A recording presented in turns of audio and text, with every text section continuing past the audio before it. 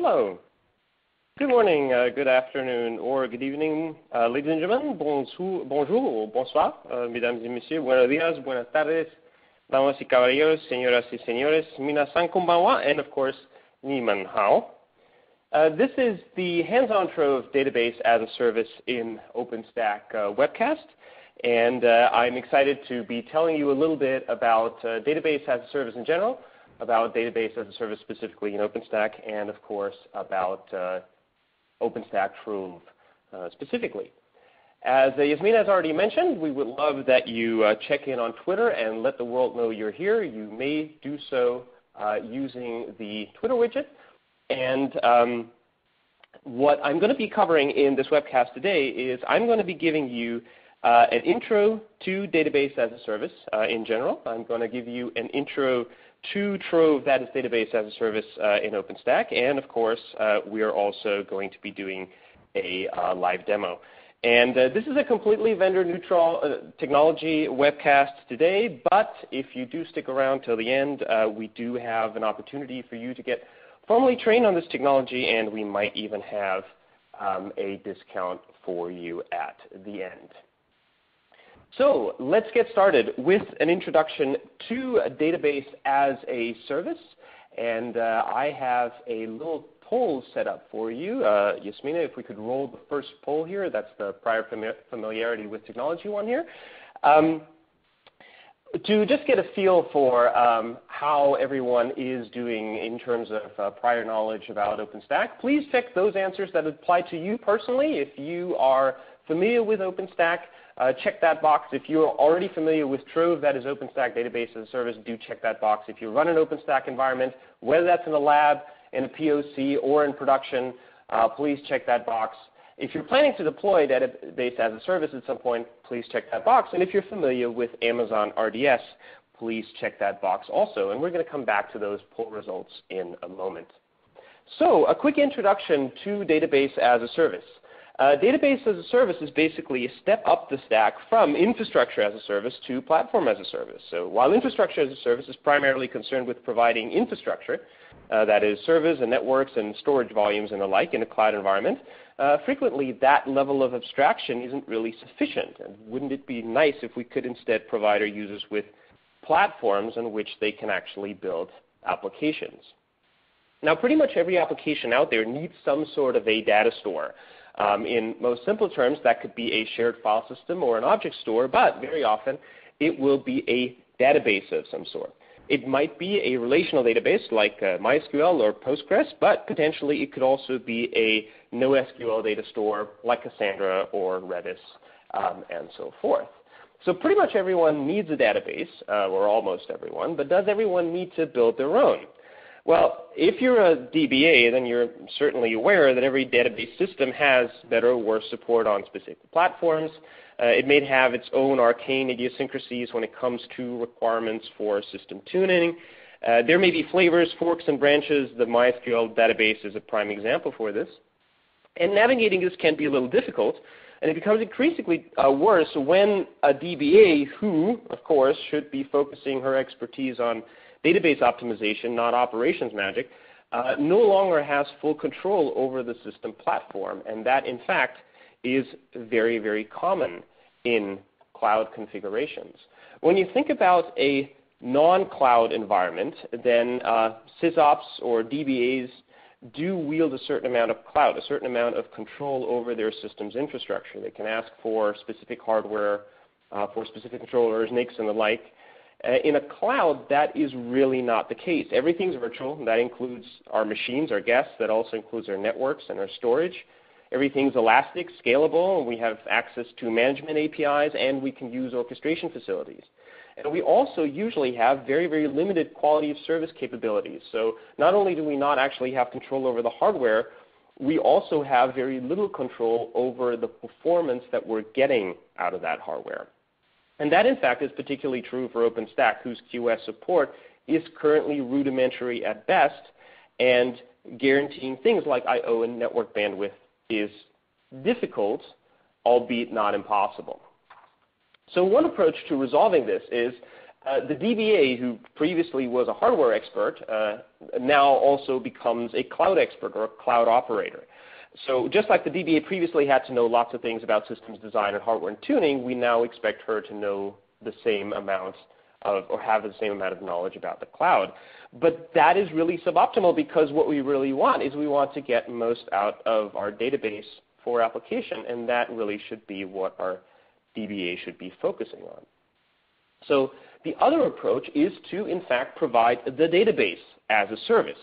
So with this approach, we provide a database as part of our cloud infrastructure, meaning that it's something that we can create and manage and interact with through cloud APIs, and in doing so use the same CLIs and GUI tools that we use to interact with the rest of the cloud. So the same APIs, the same CLIs, the same GUIs that we use to manage network and storage and compute guests, we also use to manage databases as a service. So now that we no longer care how our cloud in the background creates these VMs, these volumes, these networks, these images, we also no longer want to care about how our cloud creates databases. We just want to tell it to, basically want to tell our cloud infrastructure, I need a database, and then go on our coffee break and come back to find a database that is ready to use.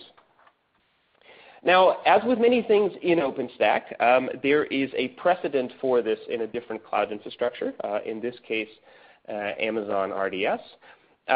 RDS is the reliable database service that is database as a service available in Amazon Web Services. As is, however, relatively typical for OpenStack, OpenStack's own DBaaS aims a little higher than RDS. While RDS itself is limited to MySQL, OpenStack wants to not only not limit database as a service to MySQL, but it also doesn't want to limit this type of service to relational database management systems. So the scope of OpenStack Trove, database as a service in OpenStack, also extends to NoSQL data stores like MongoDB, like Cassandra, and so forth. So you could be thinking, if you want to talk about these things in AWS terms, it's more like a combination of RDS and Dynamo that Trove actually aims to cover. With that, we're going to have our second poll, which is about whether you are currently deploying relational database management systems or NoSQL databases. Please take a moment to review this question really quick. If you are planning or already running or considering to run any of these data stores in your organization, and that is MySQL, Mongo, Redis, Cassandra, or Couchbase, then please check that, and we would be very interested to see that as well.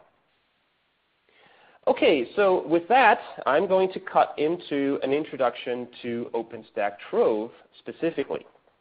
So the original motivation behind Trove was to provide database as a service within the OpenStack framework. So what does that entail? It means that Trove, as an OpenStack program, must support RESTful HTTP and HTTPS APIs, passing around JSON and XML objects, just like everything else in OpenStack. Follow OpenStack API conventions, just like everything else in OpenStack. Support authentication, authorization, access control through the OpenStack Identity Service, codenamed Keystone. It plugs into the OpenStack dashboard, Horizon, and the appropriate OpenStack CLIs. Also, like everything else in OpenStack, it provides an abstraction layer for multiple specific services, which are implemented as plugins behind a generic API layer. And finally, of course, Trove uses the OpenStack development model, which has its own specifics. It's a very, very scalable development model that supports tens of thousands of developers while making sure that the master branch is effectively always stable. So much so that there's at least 3 public cloud providers out there at this time that actually run OpenStack from its master development branch, trailing by just a few days, as opposed to just sticking to OpenStack releases. A little bit of project history for Trove. It was originally named Red Dwarf.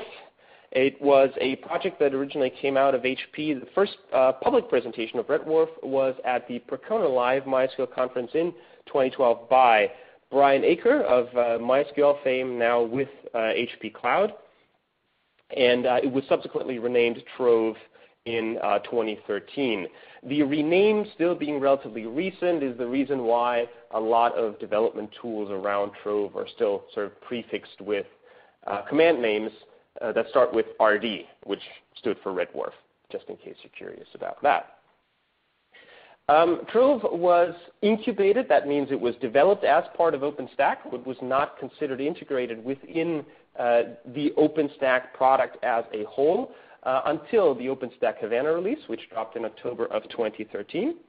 After a relatively long incubation cycle, it ultimately graduated, which means it became an integrated OpenStack project shortly before the OpenStack Icehouse Design Summit, which took place in Hong Kong in November of last year.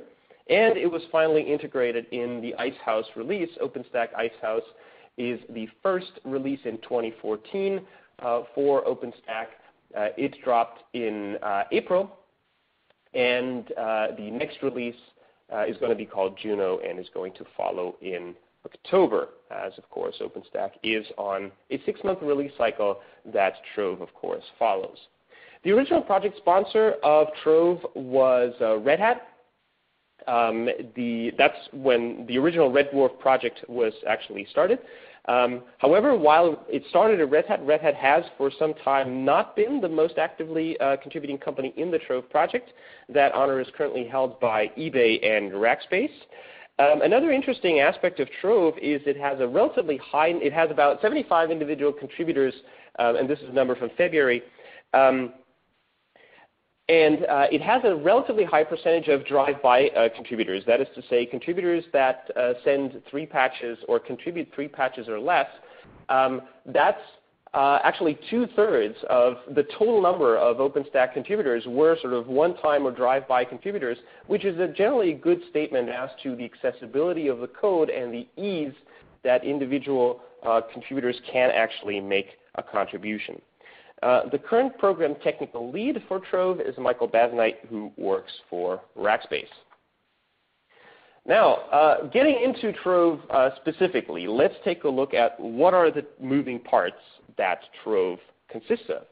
Now, as with just about everything else in OpenStack, Trove is not one monolithic service. Instead, Trove comprises several pieces, and it also builds heavily on existing OpenStack components. Specifically, it builds on, of course, the OpenStack Identity Service, Keystone, for authentication, authorization, and access control. It builds on OpenStack Compute, codenamed Nova, for acquiring and using compute resources. It interfaces with Cinder, that is the OpenStack block storage service, for providing databases with persistent storage, which is, of course, a necessity for them. And it integrates with either Neutron or its predecessor, Nova Network, for network and IP address management. Trove itself also consists of a number of individual services. So there is, of course, the Trove API, which is an OpenStack-style RESTful API service. It's an HTTPS service that, of course, is registered in the Keystone Service Catalog, and this is what Trove clients actually interact with. Behind the scenes, the API passes calls to the Trove Task Manager, which is responsible for firing up the correct guest type based on a specially configured image, creating and assigning persistent storage, and of course also ensuring IP connectivity. And then within the image, this is where it actually gets very interesting. Within the image, we have the Trove Guest Agent. And the Trove Guest Agent actually configures a data store and enables a user, an OpenStack user, to then create databases and configuration groups and users and instances through the OpenStack API. So there's no more fiddling within the actual database or within the actual database server to create your data stores. You can do all of that from the OpenStack API. There's a few other services here. This list is not complete. There's also Trove Conductor, there's Trove Scheduler, but these three are the ones that you'd most likely and most directly be interacting with. A little bit of terminology that you should be familiar when we're talking about Trove, and to make sense of the rest of this webcast. There are a few terms here that I want to quickly run through and that I want to define, and those are DATASTORE, DATASTORE version, instance configuration group, and database. So let's start with DATASTORE. Now, DATASTORE is a specific either relational or NoSQL data store that Trove can manage. So a data store can be MySQL, it can be Mongo, it can be Cassandra, it can be Redis.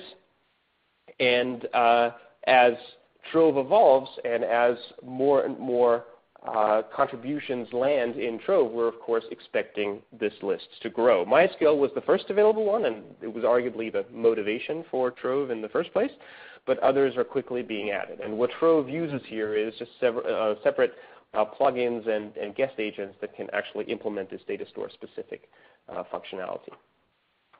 Data stores have versions. So a data store version is linked to a data store and has a version number typically, or version identifier.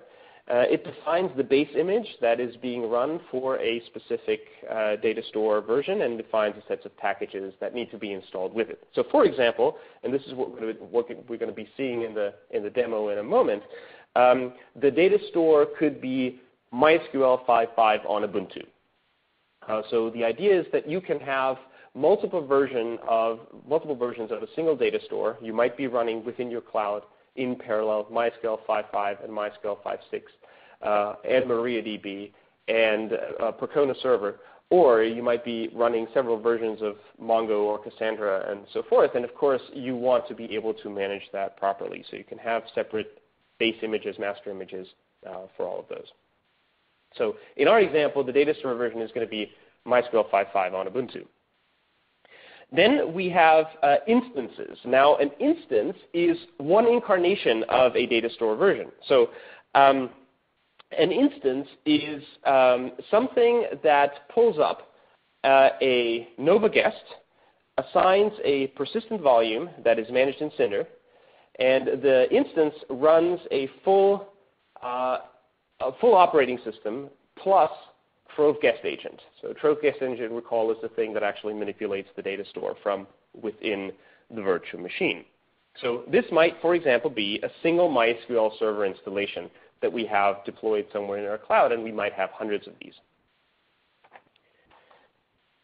Configuration groups are arguably one of my favorite features in Trove.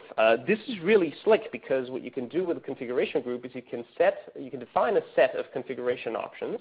You can then assign to an instance, or more importantly, potentially hundreds of instances. So what you can do with the configuration group is you can develop a master database configuration, specific tunables, specific tweaks to your database that you can then define as a configuration group, and that you can then assign to hundreds of instances at a time. And you can also change them while they're attached, and then your change gets rolled out to all of those hundreds of your databases that you might be running and that you might have deployed. So this is something that really, really facilitates system administration and optimization for the Cloud DBA. So that's configuration groups. And then we have databases. And you may notice here, if you're familiar with MySQL terminology, a lot of the terminology here is borrowed from MySQL. You have an instance, and within the instance you can have several databases.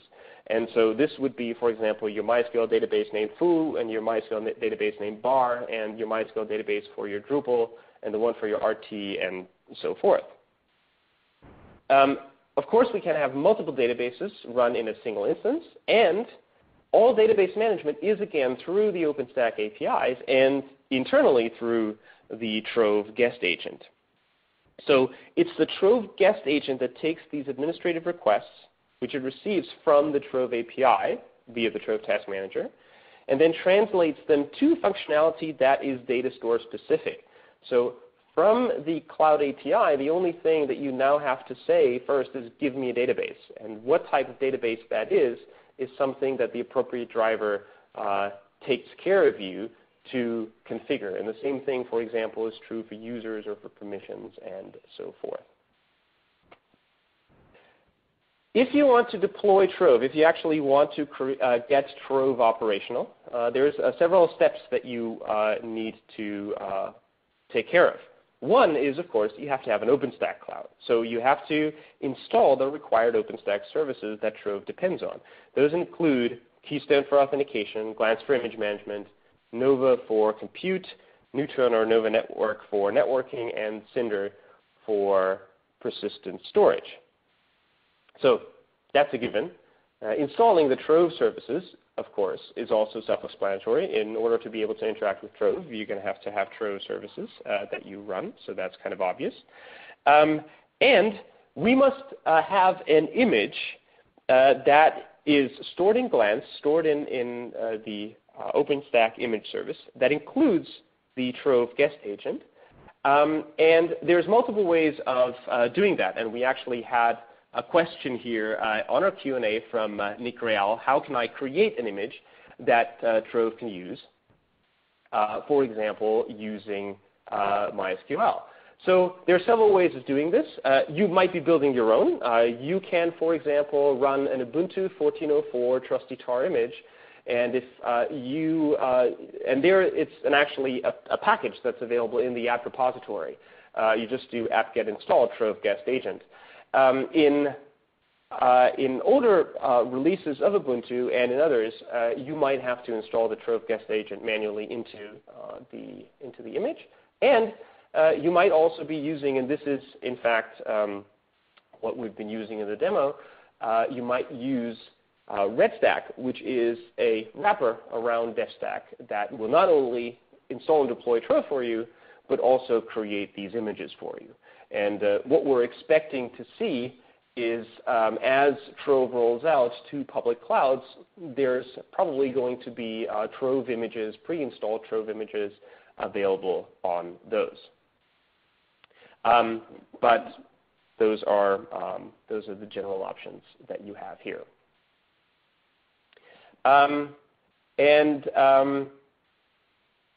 While I'm at it, I can also take the other question from Dimitri here. It says here, iSCSI is not a valid option for database persistent. How is Trove going to solve this persistence? There is an underlying misconception here.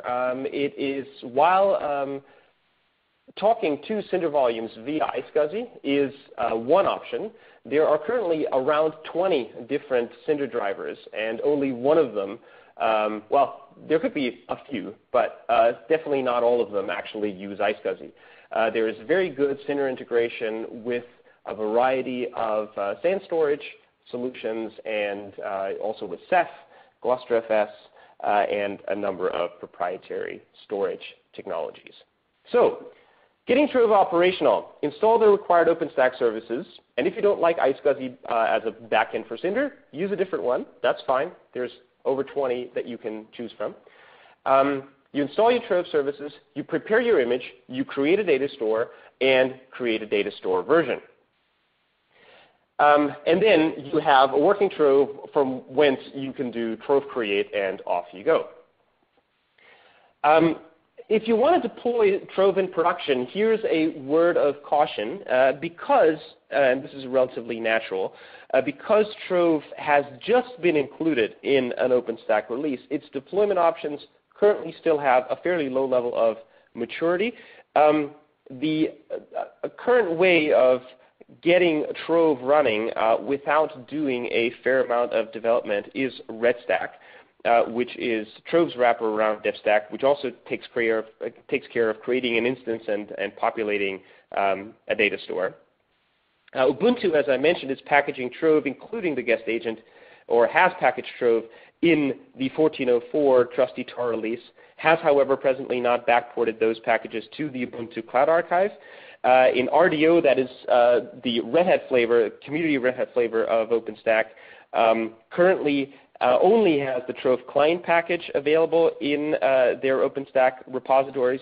Regardless, for a more production-suitable deployment method, developers at eBay have come forward that with saying that they are actually deploying Trove internally with Puppet, but have been unable to disclose that Puppet code publicly. So it's expected, up to this point that is, they're saying that they're very interested in this.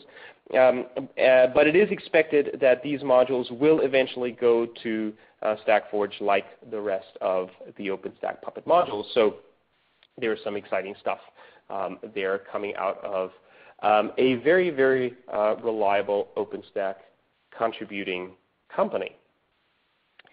Okay, so let's dive into actually working with Trove.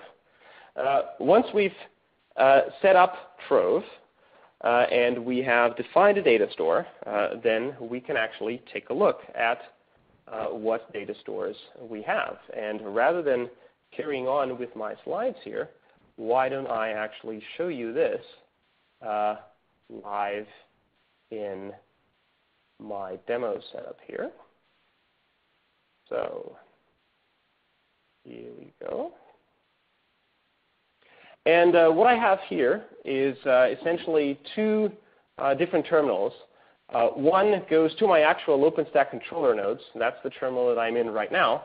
And as it happens, I have a separate terminal here in the background that actually is my OpenStack guest that I have deployed for this purpose. So the first thing that I'm doing here is I can list my data stores here. And as you can see, we have a single one configured here, MySQL. We can also check the data store version. That is a MySQL 5.5 that we are currently running here. And of course, I can also use Trove data store version show to get a little more info about this. Now, there is something that I have prepared for you.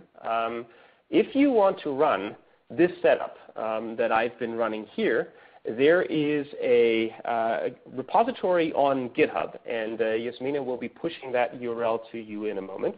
That is at github.com/fghaas, O'Reilly Webcast-May 2014. What you're going to find there is a complete Vagrant setup. And that Vagrant setup, you basically need to clone this repository and then run Vagrant up. It will run both in VirtualBox and in libvirt. And you get exactly the setup that I have here right now. So if that is something that interests you, if you want a Trove that you can actually play with, you are certainly welcome to do that. It's essentially a Git clone and then a Vagrant up. I will warn you that the process, the Vagrant provisioning, is really, really network intensive and takes about 40 to 45 minutes, even on a fairly, big bandwidth. And I believe because that presentation has just, that URL has just been pushed to you, that is why the screen share has just been interrupted. That's correct, Florian. Folks, we did push out that GitHub URL that Florian just talked about. It did open for you on your computer. And Florian, if you could reshare your screen share, sure. We'll turn it back to you. Yes, absolutely. Yeah. So here we go. That should be back in a moment. Here we are. So by all means, if you feel like replicating what I have here, git clone, Vagrant up, and then get a coffee or go have dinner, it's going to be a while for this to complete, but in the end, you're going to have a setup exactly like this that you can just Vagrant SSH into. And then you actually also have that data store populated for you. What you can then do is actually create a Trove instance. And also in this Vagrant setup, there's a little script for you that I have prepared. So you can take a look at this script here. That is just Trove create. It does a little bit of magic with you with your Nova network or Neutron to actually get a network UUID, and then it creates a instance. It creates an instance with the appropriate flavor. Again, that is also going to take about 10 to 15 minutes, depending on your bandwidth and a few other things. So it configures the Trove guest agent in your guest and does a few other things for you. So the syntax for Trove create, you say Trove create, you give it a name, you identify a flavor, that is a certain configuration with regards to storage and the memory and the CPU. You define a size of the persistent store. You tell Trove what is the data store and data store version that you want to run it in, and you tell Trove what network you want to connect this to. What Trove create does for you in the background, it allocates persistent storage space through Cinder. It creates a new guest through Nova, and will then do its magic with the Trove guest agent. Now, as I said, this process takes about 10 to 15 minutes, which means I'm not going to bore you waiting for that time during this webcast. As it happens, I've already created this thing for you ahead of time. So I can show you this here now with a Trove list. So that's our test Trove instance that is running here. And just in case you're curious, what this did in the background as well is, of course, it created a persistent volume for me that also now shows up in Cinder list. You can see there's a single volume here. It's currently in use. And it is attached to a specific Nova instance. And we can look at our Nova list here as well. So as you can see, that is my Nova instance that this has been, that the volume up here has been attached to, and that is my running Trove instance. If I now cut over really quickly to my OpenStack guest and I do a quick sudo here, then there's a few things that you can see in here. So we have a Trove guest agent that is running here, and of course we also have a MySQL that is running. And just in case you're wondering, that MySQL is, of course, mounted off of DevVDB, which happens to be the persistent storage that is provided to us from Cinder. And all of this is entirely automatic. It basically creates a file system on that thing for you. It mounts it to varlet MySQL and then starts databases. And we can now also take a look at what is in here. So as you would expect, there's a little bit of InnoDB data here, and there's just the MySQL database and the performance schema database, and that's all that there is here. So what we can do now is we can cut back to our OpenStack controller. And by the way, I don't need to do this from my OpenStack controller. I can do it from any node, from any system that has access to my OpenStack APIs. So what I can do, for example, here's my Trove show, and that gives me just a little bit more info about the database. So as you can see, we have, it gives us an IP address, it gives us a name, something to connect to, it tells us how much of our persistent volume is actually used. Now let's interrogate this Trove instance and actually see, well, what databases do we have in here? And it automatically hides the internal MySQL database from us. Other than that, there's only the performance schema database, and that's it. So what we're going to do now is we are going to go ahead and create a database. So that is the test database that I've just created. So let's take a quick look. Our database list is right here, and there's our new database. And of course, in the OpenStack guest, lo and behold, there is a test database way over here. So that was sort of a completely automatic, or rather a completely API-triggered creation of a database in Trove. What we can do now next is we can actually make sure that someone, presumably an application, can actually connect to this database. And now, in a standard MySQL instance, you would now basically fiddle as root within the database directly, within the instance directly, I'm sorry, or you may automate this with Puppet or Chef or whatever. And in OpenStack, we can automate this with OpenStack. So we can do, for example, here a Trove user create command. Let me walk you through that command here real quick. As a Trove user create, I give an ID of a Trove instance. I name the user foo, I give it a password bar, and I make sure it has access to the test database. And by the way, I'm only showing you this here on the CLI. You could be using the Horizon dashboard, which is a web-based management interface for OpenStack, to do this. You could be using a piece of Python code that uses the OpenStack libraries directly. You could be talking directly to the APIs with curl and JSON if you felt like it.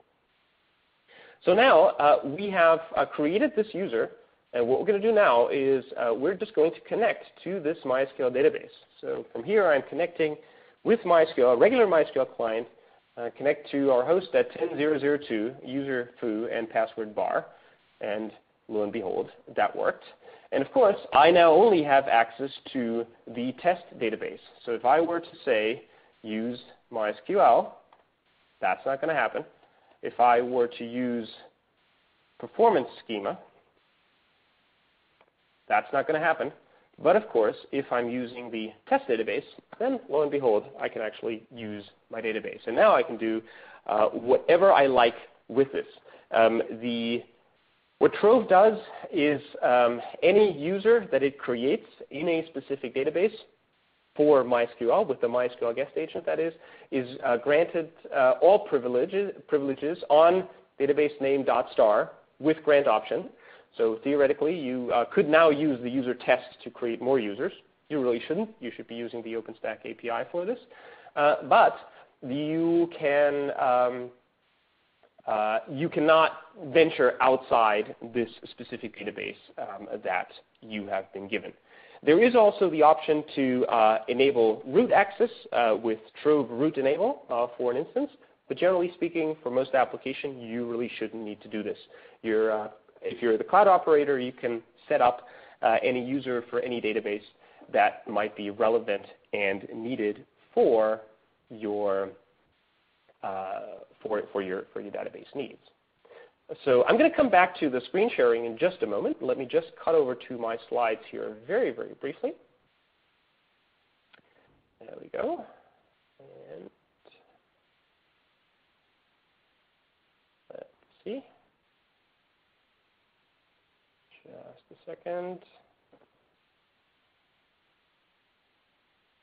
And that was our database list.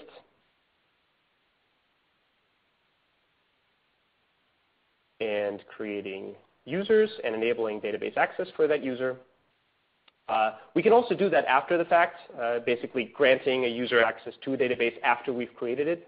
So we can create a user first and then give access to a specific database. And we can also, with the host command, we can define which host this user is allowed to connect from.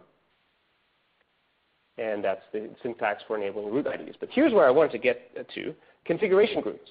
Now, configuration groups are really neat, as I said, because they allow DBAs to set configuration options in bulk on one or multiple databases. What you do with a Trove configuration group is you create a configuration with Trove configuration create, and then you give it a name, and then you set specific values. And you can also set a description. If you wonder how you actually set these values, those are set as a JSON dictionary.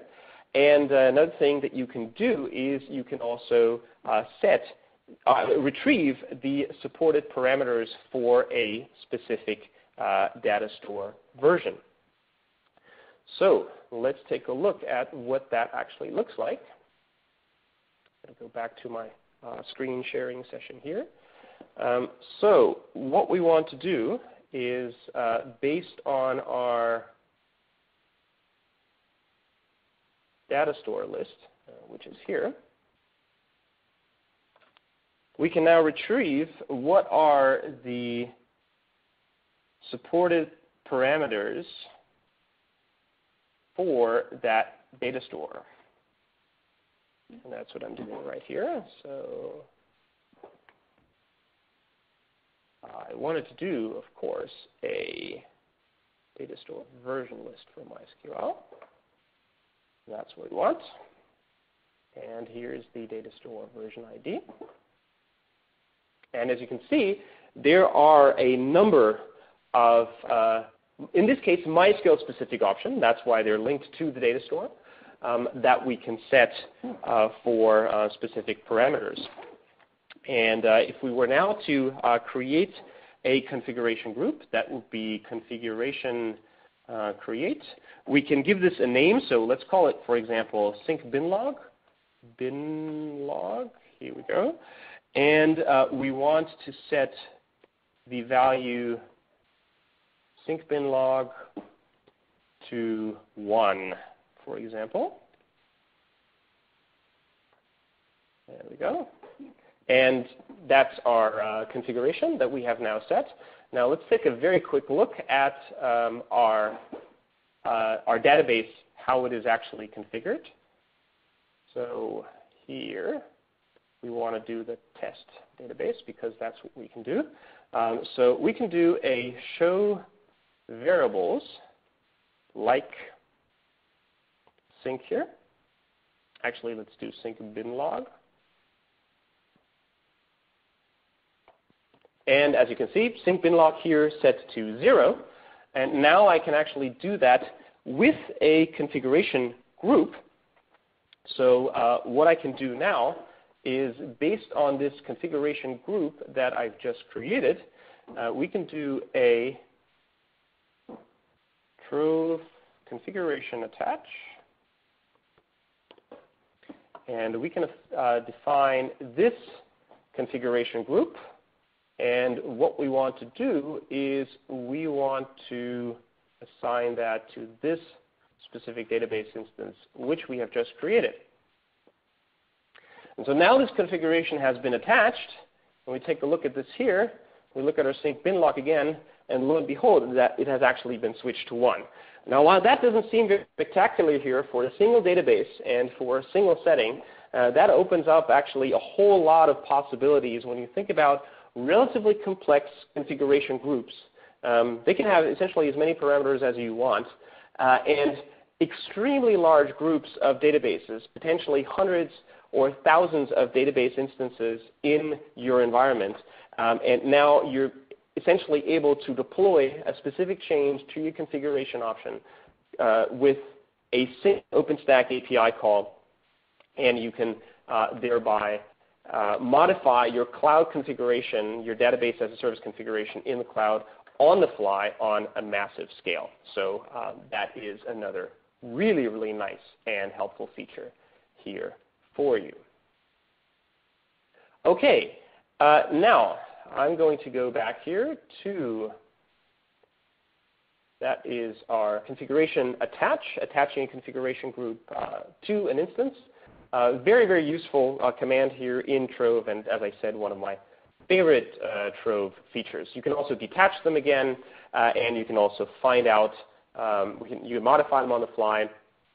You can find out what instances are currently using a specific configuration group, and if there's none, then of course you also have the option to delete a configuration group. So with that, I'm going to cut to a quick summary here, a brief summary of what you learned today. We started out with what's the motivation behind database as a service. It's a step up the stack from IaaS in the direction of PAAS. Pretty much everyone needs a database, and cloud shifts control over infrastructure away from the DBA to the cloud operator. So therefore, database as a service as a logical conclusion.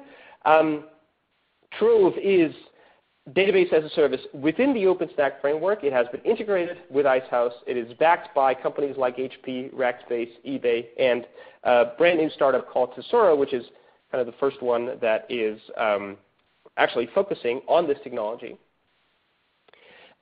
Trove's moving parts, Trove builds on OpenStack Nova, on Glance, on Neutron, and on Cinder, and also on Keystone. It contains the Trove API, a task manager, and a guest agent. It allows you to manage data stores, versions, instances, and databases. And we also briefly summarize the deployment considerations, meaning a certain low level of maturity as of this point, but we expect this to get a lot better in the coming months. What you can already do is you can already run a fully self-contained Trove installation from the GitHub repo that I shared with you earlier. So please go and use that to your heart's content. And finally, we rounded out with working with Trove, that is creating an instance, creating a database, assigning users and granting permissions, and also creating, modifying, attaching, and detaching configuration groups. This concludes this part of this webcast. As I mentioned, I have a few useful resources still for you, and Yasmina is going to push those to you as I mentioned them. In case you wondered where these slides came from that I used here, they are from a course that is part of Hastexo Academy. That's the HX111 course. Yasmina is about to push the URL to you. If you want to take a look at that, that is a training course that we have on this setup.